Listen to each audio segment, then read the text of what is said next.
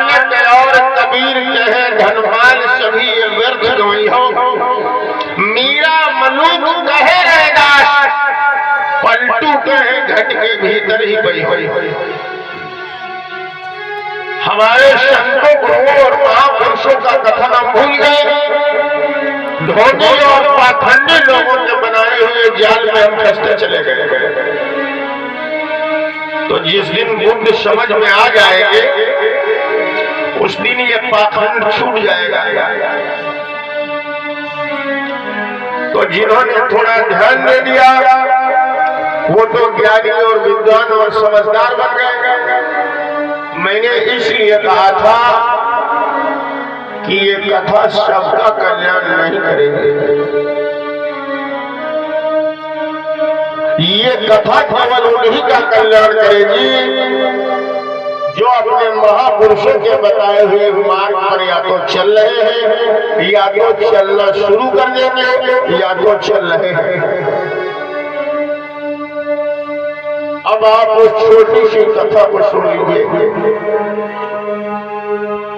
एक बार श्रावस्ती माही बैठे रहे कथा कर जा। भगवान से एक बार एक व्यक्ति ने पूछा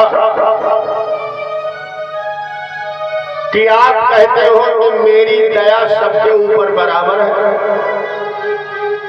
तो ये बताओ कि तुम्हारा उपदेश जितने लोग सुनने के लिए आते हैं इन सबका कल्याण क्यों नहीं होता? भगवान मुस्कुराए और कहने लगे बेटा, वाह महाराज, हमारी तो कृपा सबसे ऊपर बराबर है, मगर तुमने ये जो पूछा है कि फिर कल्याण सबका क्यों नहीं हुआ, इसके लिए हम जिम्मेवार नहीं हैं। तो भगवान बुद्ध ने उस आदमी को शांत करने के लिए एक उदाहरण बताया। माताओं बहनों बड़े ध्यान से ये कथा सुनो। इस कथा का ये निचोड़ है। 5 दिन तुमने पिछले बरस में सुनी और 5 दिन इस साल भी तुम्हें सौभाग्य रहा सुनने का।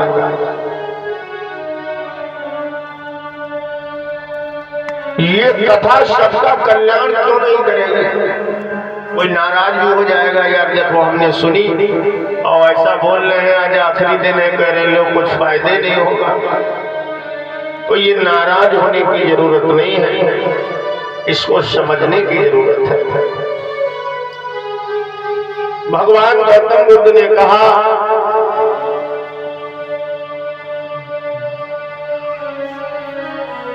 कि एक किसान है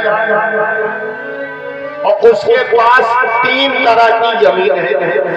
आप सब खेती किसानी करने वाले लोग हैं, गेहूं अनाज पैदा करने वाले लोग हैं। तो एक किसान के पास 3 तरह की जमीन है। एक जमीन सबसे बढ़िया है, उपजाऊ है, कीमती है। दूसरी जमीन बहुत उपजाऊ